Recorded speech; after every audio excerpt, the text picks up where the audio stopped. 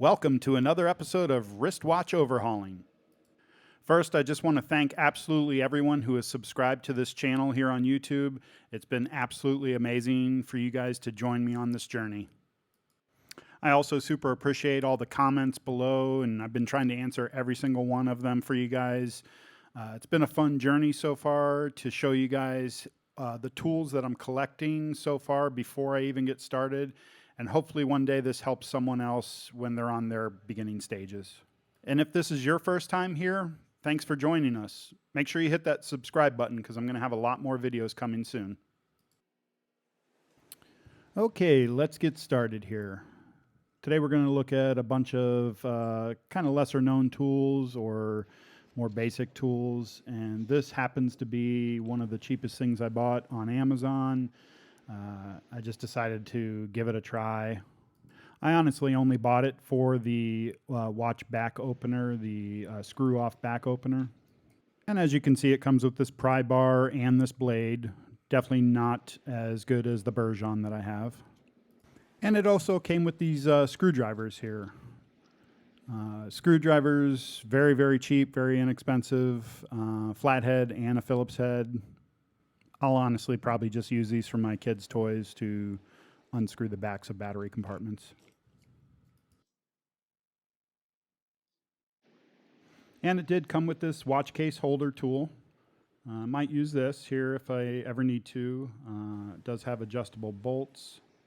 And it looks like it should unscrew quite a bit to... Oh, okay. Well, I guess that's why it was $12 on Amazon. Let's see if I can get this back on here.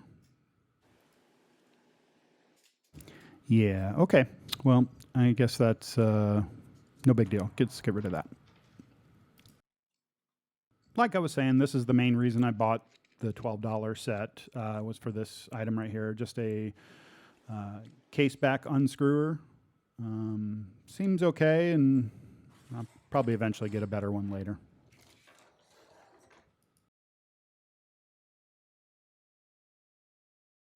For my protection and yours, I did pick up these 400 disposable latex finger cots off Amazon. Real simple to put on. Fellas, you should know how to use these. All right, seriously, guys. These are perfect for working on watches. Helps prevent transferring your oils off your fingers onto any parts or anything that you're working on. These are also anti-static, so great for when you're working on battery-operated watches. Just makes sense to use these while you're working on some watches or some delicate pieces, and pick these up real cheap on Amazon for 400 of them.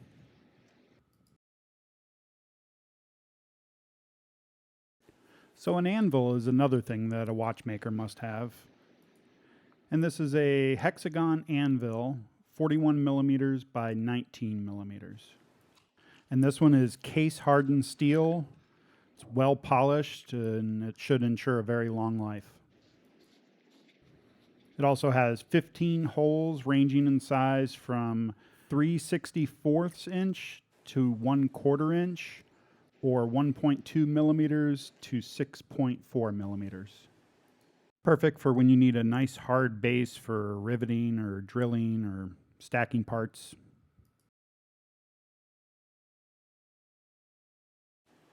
This next tool is another more inexpensive one that I purchased off of Amazon. This is the Zoomini watch case press machine. I'll be providing links down below in the description if you're interested in any of these items. Feel free to check those out. This was another earlier purchase. So far, I'm pretty happy with the construction of it. It feels very sturdy, nice and heavy. Seems to be working perfectly fine. It does say it's for case backs, but I got it more for bezels, to be able to remove bezels off the front, since I already do have some other case back removing tools. We'll see how it works once I get going.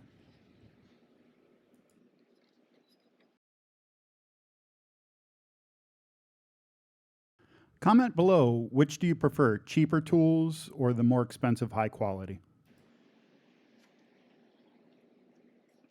Since we were talking about removing watch backs and bezels, let's talk about putting them back on. This is a deluxe watch tool crystal press and case back press.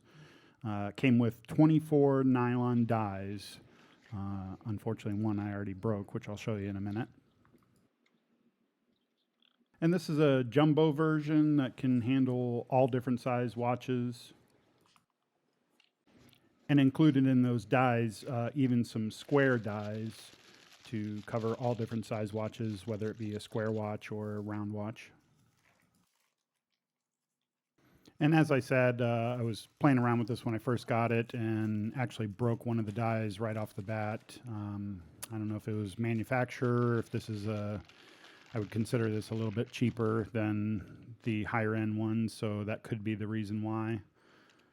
Or I just don't know my own strength, but luckily it didn't damage the watch at all.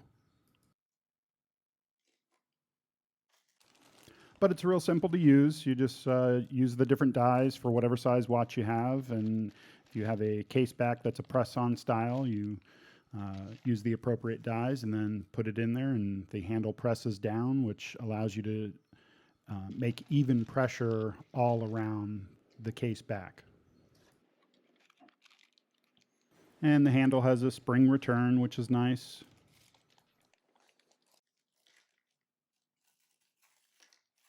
So this is a cheaper item that I purchased, trying to save some money in some places. I figured maybe with a cheaper press, I could get away with it. But it's a pretty good quality, pretty heavy duty, nice heavy. It's got the rubber bottom.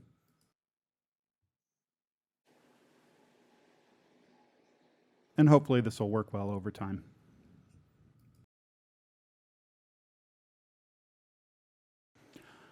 All right, another item that I decided that there's no need to spend a lot of money on it is a dust cover. I mean, they look exactly the same. They're probably made at the same exact manufacturer, just some have a price tag of $30 and some have a price tag of $8, like this one on Amazon. So regardless of how much you spend, it's pretty simple. They just basically keep the dust off of your movement or anything that you have in there when you're not working on it. And it's pretty much a must-have for watchmakers. And it has 5 different compartments, technically 6 with the watch.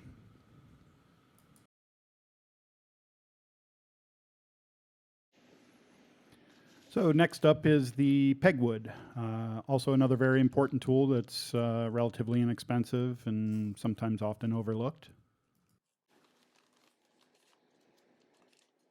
It does come in many different sizes and also many different types of wood. This is the Watchmaker's Premium Pegwood Bundle, and this is the 2.0 millimeter. Pegwood has many different uses. The main use that most people use it for is for cleaning. It gives you the ability to get down in those cracks and crevices and get some of that dirt and grime that's been in there for years. And this is orangewood pegwood, which gives it the ability to not scratch or scrape up any of your watch or dials. I'll probably end up getting a couple of other sizes for different uses, but to start, I went with the 2.0.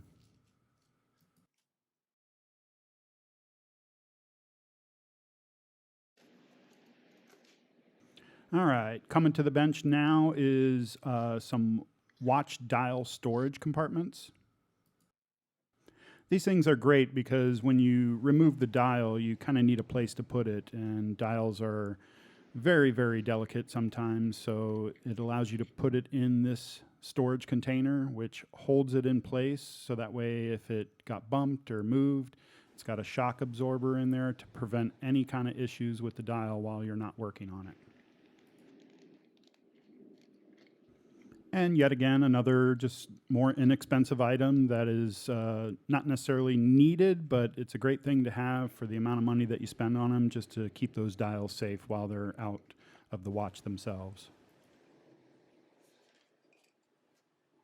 And it's a 52 millimeter, so it can handle a pretty good sized dial.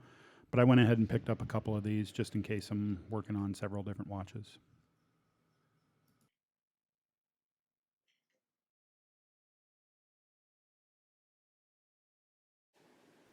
All right, these next items are super cool. These are the Bergeon square plastic boxes with an elastic membrane inside of it. It's a 39 by 39 millimeter, set of 6 of them.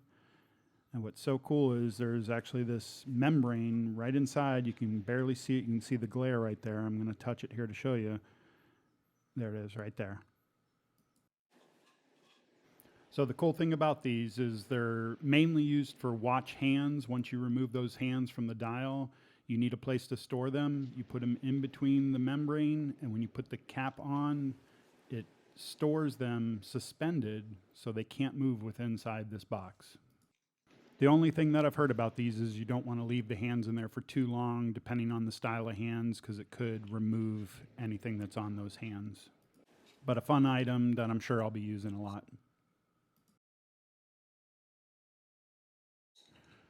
All right, let's start talking a little bit about cleaning. I picked up these glass jars with lid. What I liked about these is they have the 2-lid style, so that way if you're unscrewing it, nothing's going to really spill out. But the main reason for this is for one dip. And you put your one dip in there, put your items in there that you want to clean, put the lids on, shake it up a little bit, and it's clean. I believe these are typically used for makeup, but you can pretty much use them for anything. I mean, it's a pretty heavy-duty glass. I wanted something that would be strong and sturdy, yet nice and small and easy for me to use. And that double lid system is just perfect, and it's a nice solid glass, so I don't have to worry about it if I drop it. Here's another perfect example of not needing to go expensive. I picked this very inexpensive blower off of Amazon. I just think a $10 air blower is going to do exactly the same thing as a $40 Bergeon air blower. But pretty simple concept, just blowing out any dust or debris that might be down in the watch, and makes it very easy to keep all your things clean. And this was a pretty highly rated item. I'll put the link below as well. In one of my previous videos, you might have saw where I have a loop, but I also needed a magnifying glass. And this is a Optivisor. It's an AL set magnifier headband with 4 lenses. And this is a package deal that comes with the extra lenses already included in the box. And the lenses that it comes with is a 1.75 magnification with a focal length of 14 inches, a 2 times magnification with a 10 inch, 2.5 with an 8 inch, and a 2.75 magnification with a 6 inch. Another thing that I picked up that's on here already is this Quasar lighting system. It's an LED lighting system that attaches directly to the Optivisor headband, and it's just battery operated. And the nice part, it doesn't interfere with the headset at all. It does have 6 bright LEDs. They're not super duper bright, but I'm going to have other lighting other than this, but figured it would be great to have some extra LED lighting right on the headset itself. And this is probably what I'll use most of the time other than the loop. This is going to be more of a general use type magnifying glass.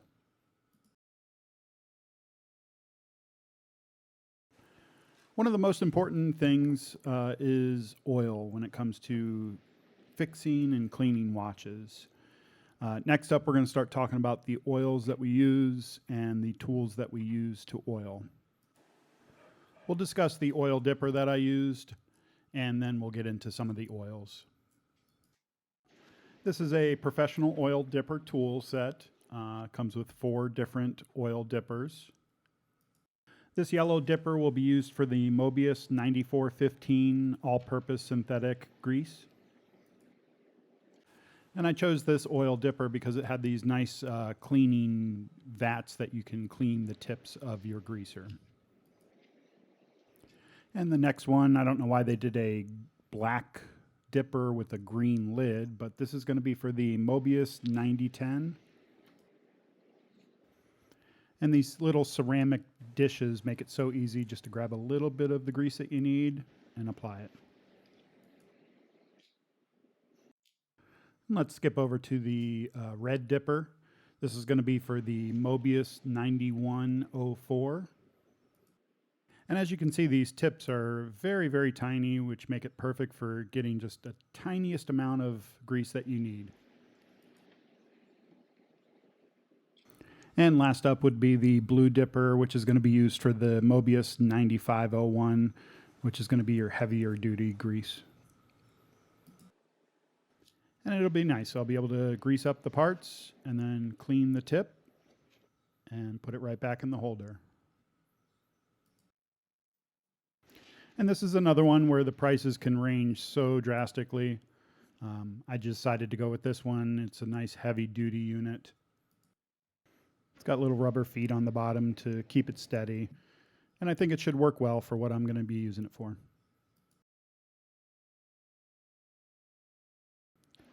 All right, so let's look at some of these greases. This is the Mobius 8200 Watch Spring Lube. This is going to be for the mainspring. You put a tiny little dab and rub it all over the whole mainspring. Then we have the Mobius 9104, which is a synthetic watch oil. This is the most viscous oil and is commonly used on most of the jewels and movements.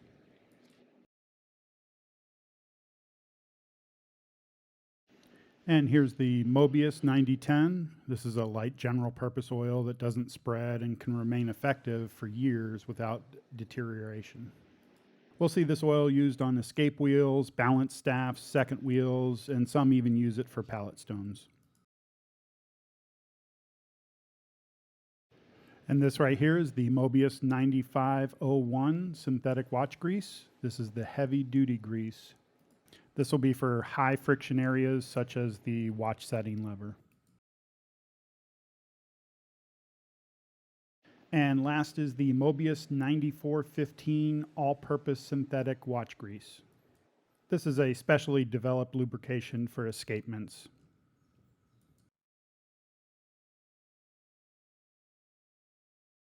Another important greaser is a O-ring watch gasket lubricant sealer. And this is the speed lubricator.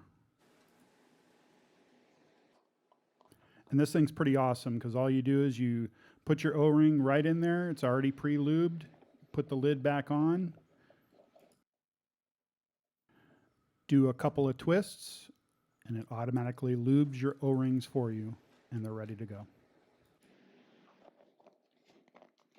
It puts the exact amount of grease on your O-rings, and the best part is it will not deteriorate the rubber.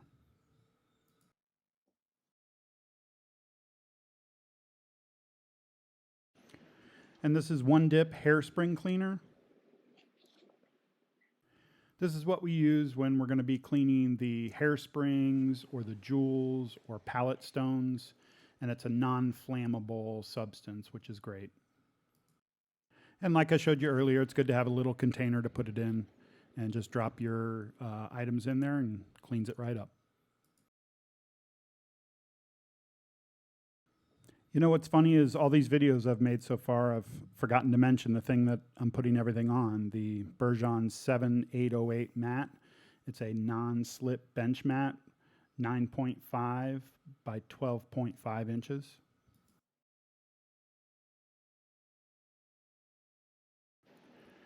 Okay, when it comes time to cleaning, I got this ultrasonic cleaner, but I needed something to put the parts in that would keep it safe.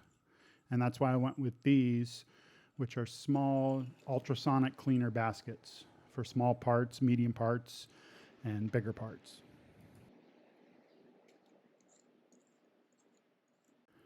And these are made out of high quality brass with a stainless steel mesh.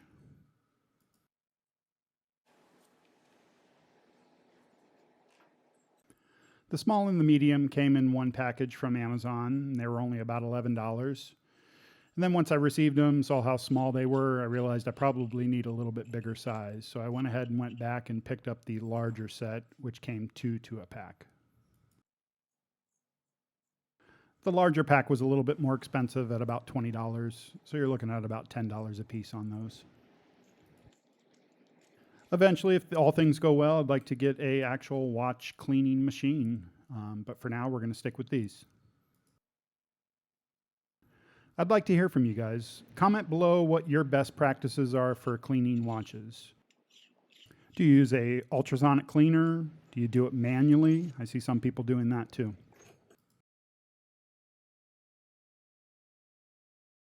When it comes to watch cleaning, L&R is probably the highest rated name. I happen to already own a ultrasonic cleaner before I got started in this. I use it for jewelry, glasses, even guns. But when I was doing research for cleaning watches, L&R came up as the best of the best. So let's take a look at the 566 ultrasonic cleaning, and this is the non-ammoniated. And this is nice because it's made specifically for an ultrasonic, or you can use it for manual cleaning as well.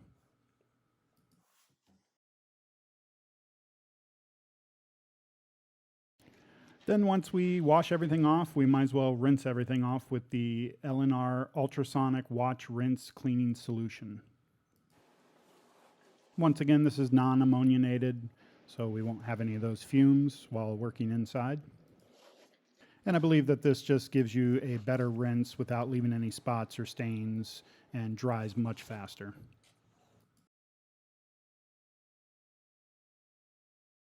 And like I said, I already had this ultrasonic cleaner here. This is a Creworks ultrasonic cleaner. It's a 3-liter stainless steel jewelry cleaner.